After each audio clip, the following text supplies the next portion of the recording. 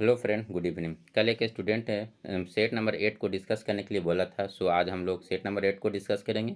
इसमें केवल 40 झारखंड के जीको को शामिल किया गया है। तो शुरू करते हैं अपने वीडियो को। आज का हमारा पहला क्वेश्चन है, ऑपरेशन ऑक्टोपस का संबंध किससे है? बाल विवाह से, नक्सलवाद से, जानवरों की संख्या में बढ़ोतरी से, या पार्कों की सफाई से?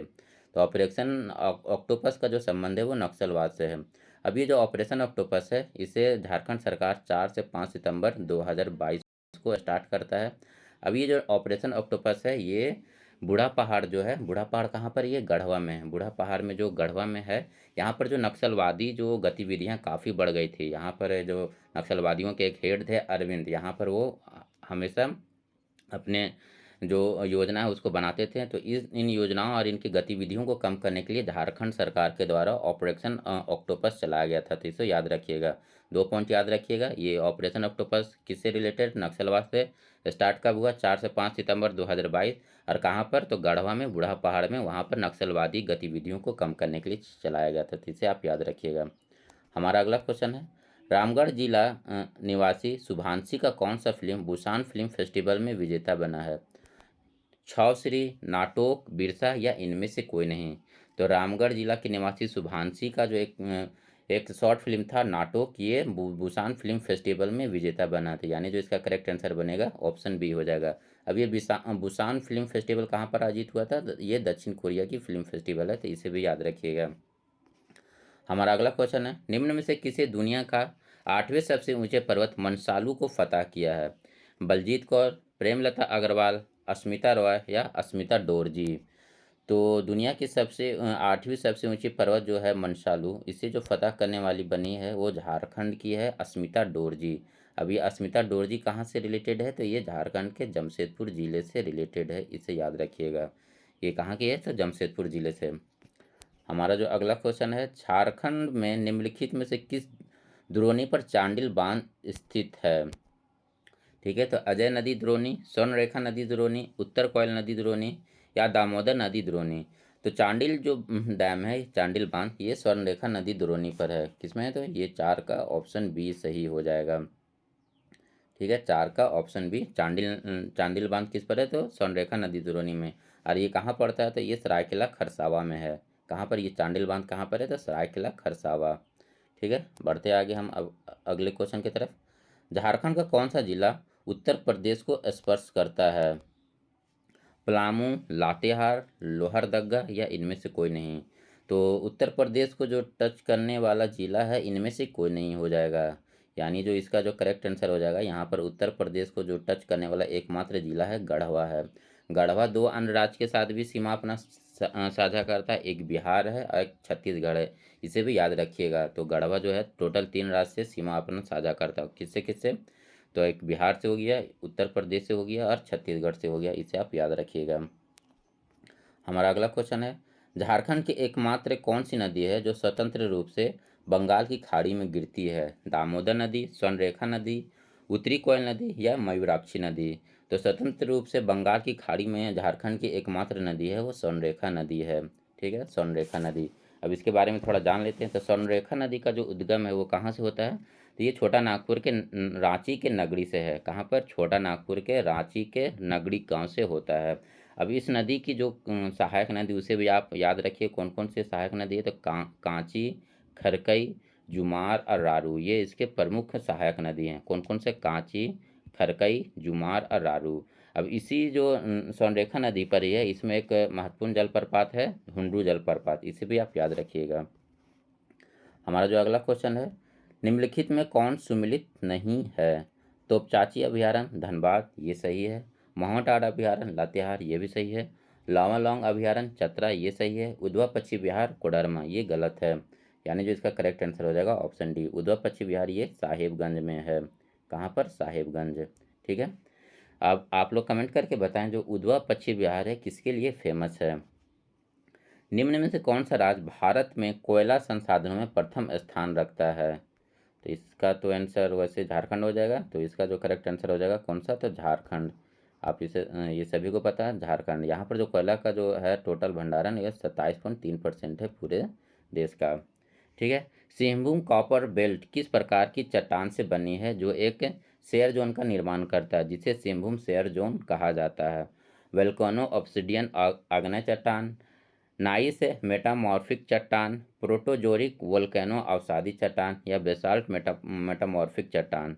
तो ये जो सिंहभूम शेयर जोन है ये प्रोटोजोइक वोल्केनो अवसादी चट्टान से बना हुआ है, यानी जो इसका करेक्ट आंसर होगा ऑप्शन सी हो जाएगा।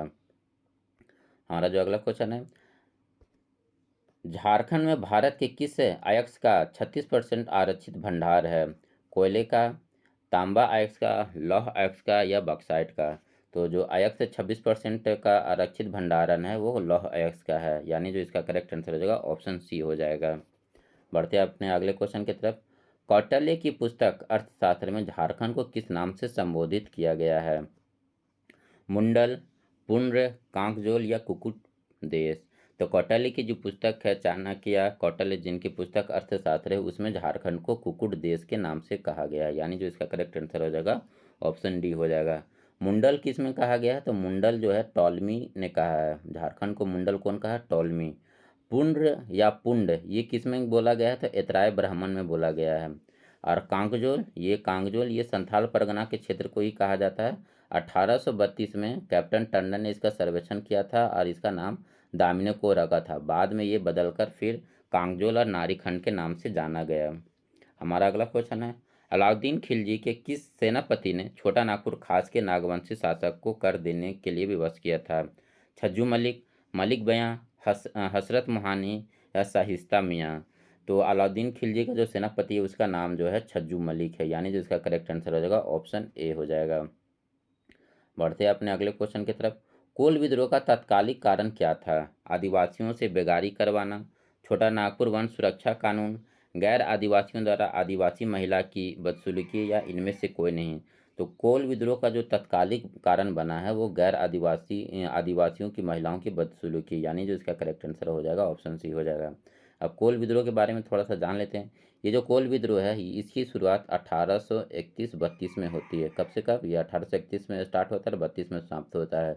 कोल विद्रोह को वैसे तो बहुत से कारण हैं, लेकिन इसका जो तत्कालिक कारण बनता है उसके लिए दो रीज़न है। यहाँ पर एक तत्कालिक कारण बनने का दो रीज़न है। पहला जो है, यहाँ पर सोनपुर परगना के जो मानकी हैं, सिंधराय मानकी, उनके 12 गांव को जो है अंग्रेज छीनकर सिखों को दे देते हैं। यहाँ तक तो ठीक है, लेकिन बाद में जो ये सिख लोग हैं ये सिंधराय मानकी की जो दो बहन हैं उनके अपहरण कर लेते हैं और उनके साथ दुष्कर्म करते हैं।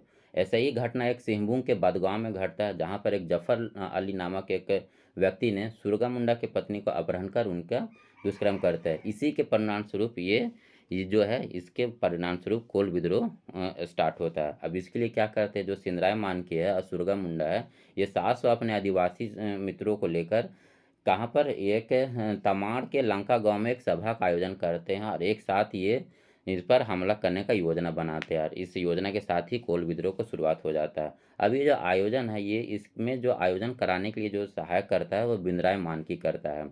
इस जब ये विद्रोह होता है तो इसमें क्या है, तो ये लोग जफ़र अली को तो मार देते हैं, लेकिन यहाँ से सिख भाग जाते हैं और ये जो 12 गांव इनसे छीन लिया गया था इसे ये पुनः वापस ले लेते हैं। तो इसे आप याद रखिएगा।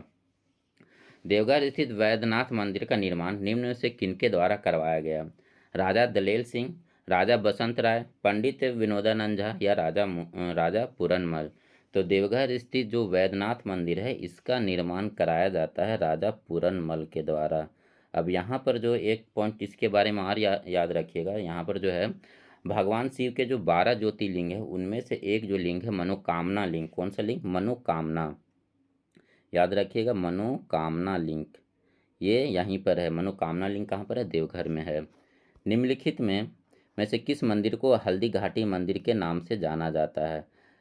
कैलेश्वरी मंदिर, टांगीनाथ धाम मंदिर, उसके बाद है महामाया मंदिर या वसुदेव राय मंदिर? तो हल्दी घाटी मंदिर जो है ये वसुदेव राय मंदिर को कहा जाता है। अब ये कहाँ पर है? तो ये गुमला में है। वसुदेव राय मंदिर कहाँ पर है? गुमला में है। और इसको बनाने वाले कौन है? तो ये प्रताप कंड हैं। ठीक है, इसको बनाने वाले कौन है? प्रताप कंड। और ये जो वसुदेव राय मंदिर कहाँ पर? गुमला के कोराम्बे में, इसे याद रखिएगा। निम्न में से कौन सा कथन असत्य है? नीलांबर पीताम्बर ने पलामू में 1857 के विद्रोह का नेतृत्व किया था। सही है। नीलांबर पीताम्बर भोक्ता समुदाय से थे। सही है। जयमंगल पांडे के निर्देश में 1857 में रांची में विद्रोह हुआ था, ये भी सही है। सीएफ एंड्रूज के नेतृत्व में 1920 में हजारीबाग में बिहार छात्र संघ का 15वां अधिवेशन हुआ था, ये गलत है। ये सारा इसमें कथन सही है, यहाँ पर सिर्फ हजारीबाग की जगह क्या हो जाएगा, डाल्टनगंज हो जाएगा। सीएफ एंड्रूज के नेतृत्व में 1920 में हजारीबाग में नहीं बल्कि डाल्टनगंज में बिहार संघ का 15वां अधिवेशन हुआ था। हजारीबाग में 16वां अधिवेशन होता है, किसके नेतृत्व में, तो सरला देवी के नेतृत्व में 1921 में। इस पॉइंट को याद रखिएगा, कहाँ हजारीबाग में, कब, 1921 में। किसके नेतृत्व में, सरला देवी में। और जो 1920 में होता है सीएफ एंड्रूज के नेतृत्व में, ये डाल्टनगंज में होता है। ठीक है, समझ गए। आगे बढ़ते हैं हम लोग। 1940 में कांग्रेस के रामगढ़ अधिवेशन में ताना भक्तों ने महात्मा गांधी को कितने रुपए की थैली भेंट की थी, 400 रुपये की, 350 रुपये की, 600 रुपये की या 250 रुपये की। तो रामगढ़ अधिवेशन में ताना भक्तों द्वारा ये 400 रुपये की थैली भेंट की गई थी महात्मा गांधी को। बढ़ते हैं अपने अगले क्वेश्चन की तरफ। अर्जुन सिंह ने 1857 के विद्रोह के दौरान अपने दीवान जग्गू की सहायता से विद्रोहियों को कौन सा नदी पार कराने में मदद की थी, बराका नदी, कोल नदी, संजय नदी या सोन नदी। तो ये जो हो जाएगा, ये इसका करेक्ट आंसर हो जाएगा ऑप्शन सी, यानी संजय नदी। अर्जुन सिंह ने 1857 के विद्रोह के दौरान अपने दीवान जग्गू की सहायता से कौन सा नदी पार कराया था, संजय नदी पार कराया था। महान क्रांति अरविंद घोष, अरविंद घोष का ननिहाल कहाँ था, देवघर में, दुमका में, गोड्डा में या कोलकाता में। तो ये इनका जो ननिहाल है ये देवघर में है, यानी जो इसका करेक्ट आंसर हो जाएगा ऑप्शन ए हो जाएगा। उसके बाद अरविंद घोष के बारे में याद रखिएगा, ये जो अरविंद घोष है ये अलीपुर बम कांड 1908 से रिलेटेड हैं। ये पूछता है क्वेश्चन, 1908 में जो अलीपुर बम कांड हुआ था उसमें ये शामिल थे अरविंद घोष। उसके बाद हमारा अगला क्वेश्चन है, एस.एन. हलदर एवं व्योमकेश चक्रवर्ती के नेतृत्व में जमशेदपुर वक्स एसोसिएशन की स्थापना कब हुई, 1915 में, 1920 में, 1928 में या 1929 में। तो इसकी जो स्थापना होती है 1920 में होती है, यानी जो इसका करेक्ट आंसर हो जाएगा ऑप्शन बी हो जाएगा। निम्नलिखित में कौन सही सुमिलित नहीं है, रचना और उनके रचनाकार, दिव्य ज्योति श्रीनिवास पानीपुरी, ये सही है। नागवंशावली बेनीराम मेहता, सही है। महाभारत वेदव्यास, सही है। लंका कांड कंचन, ये सही है। अच्छा, ये महाभारत नहीं होगा, ये नागवंशी महाभारत होगा। नागपुरी में जो महाभारत लिखे हैं इसके बारे में पूछ रहा है, तो इसका जो करेक्ट आंसर हो जाएगा ऑप्शन सी हो जाएगा। यहाँ पर महाभारत के जगह सिर्फ आगे आप जोड़ लीजिए नागपुरी भाषा में महाभारत। तो इसके भी जो लेखक है नागपुरी भाषा में जो महाभारत लिखे वो कंचन ही लिखे हैं। ठीक है, यहाँ पर महाभारत की जगह नागपुरी भाषा में महाभारत कर लीजिएगा आप लोग। आदि धर्म पुस्तक के लेखक कौन है, रानेन्द्र, रामदयाल मुंडा, एच.सी. रॉय या लाको बोदरा। तो आदि धर्म के जो पुस्तक के लेखक हैं वो हैं रामदयाल मुंडा, यानी जो इसका करेक्ट आंसर होगा ऑप्शन बी हो जाएगा। सुबोध कुमार एवं दीपक मंडल का संबंध किस खेल से है, क्रिकेट से, फुटबॉल से, जूडो से या जिम्नास्टिक से। तो सुबोध कुमार और दीपक मंडल ये दोनों फुटबॉल से रिलेटेड है, यानी जो इसका करेक्ट आंसर होगा ऑप्शन बी हो जाएगा। झारखंड के किस जिले में करजन ग्राउंड स्थित है, जमशेदपुर, दुमका, हजारीबाग या रांची। ये जो करजन ग्राउंड है कहाँ पर है, तो ये हजारीबाग में स्थित है, इसे याद रखिएगा। करजन ग्राउंड कहाँ पे, हजारीबाग में। झारखंड क्षेत्र में एक लोकप्रिय मार्शल नृत्य निम्न में से कौन सा है, दोहरी डोमकच, पाइका, फगुआ या भिनसरिया। तो मार्शल नृत्य जो है इनमें से एक पाइका है, यानी कौन सा आंसर हो जाएगा, ऑप्शन बी हो जाएगा। अभी जो पाइका नृत्य है ये पुरुषों के द्वारा किया जाता है। हमारा अगला क्वेश्चन है, झारखंड के छोटा नागपुर क्षेत्र का एक अनोखा प्रसंग हाइब्रिड भाषा का उदय हुआ जिसका उपयोग उनके लिंगुआ फ्रैंका के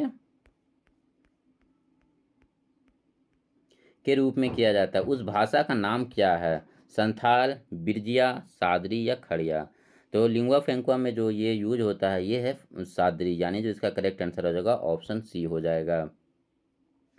झारखंड के कोहबर और सोहराय चित्रकारी नाजुक कला का रूप है जो मुख्य रूप से किसके द्वारा बनाया जाता है, विवाहित पुरुष, विवाहित महिला, अविवाहित पुरुष या विधवाएं।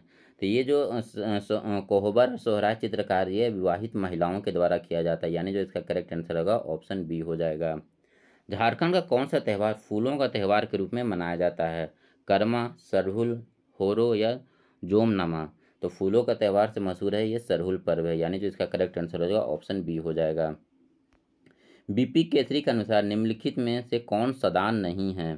तेली, भूमिहार, तुरी या भोक्ता? तो बीपी केसरी के अनुसार जो सदान के कैटेगरी में नहीं आते हैं वो भूमिहार है, यानी जो इसका करेक्ट आंसर होगा ऑप्शन बी हो जाएगा। उराव जनजाति के संदर्भ में निम्न में से धूमकड़िया क्या है? एक विवाह प्रथा, पूजा पाठ का स्थल, एक प्रकार का युवा गृह या शमशान या शसान? तो धूमकड़िया क्या है? तो उराव में जो धूमकड़िया है एक प्रकार का युवा गृह कहलाता है, यानी जिसका करेक्ट आंसर होगा ऑप्शन सी हो जाएगा। यहाँ पर क्या होता है? अविवाहित युवक युवतियों के द्वारा यहाँ पर सभा होता है युवा गृह में, इसे याद रखिएगा। पुत्र की लंबी आयु की कामना करने के उद्देश्य से पुत्रवती महिलाओं द्वारा किए जाने वाला पर्व कौन सा है? तीज, जितिया, करम या पावा? तो ये काफ़ी आसान सा क्वेश्चन है, तो इसमें जो हो जाएगा जितिया पर्व किया जाता है पुत्र की लंबी आयु के लिए। हमारा अगला क्वेश्चन है, हेमंत सोरेन ने झारखंड के मुख्यमंत्री के रूप में किस अवधि में काम किया है? 2 मार्च 2008 से 10 मार्च 2013, 13 जुलाई 2013 से लेकर 26 दिसंबर 2014, 12 मार्च 2012 से लेकर 26 दिसंबर 2014 या 10 जनवरी 2013 से लेकर 22 दिसंबर 2014? तो हेमंत सोरेन जो काम किए थे मुख्यमंत्री के रूप में सबसे पहली बार, तो वो है 13 जुलाई 2013 से लेकर 26 दिसंबर 2014। ठीक है, अभी जो वर्तमान में कब बने थे ये 19 दिसंबर 2019 से अभी वर्तमान में हेमंत सोरेन हैं।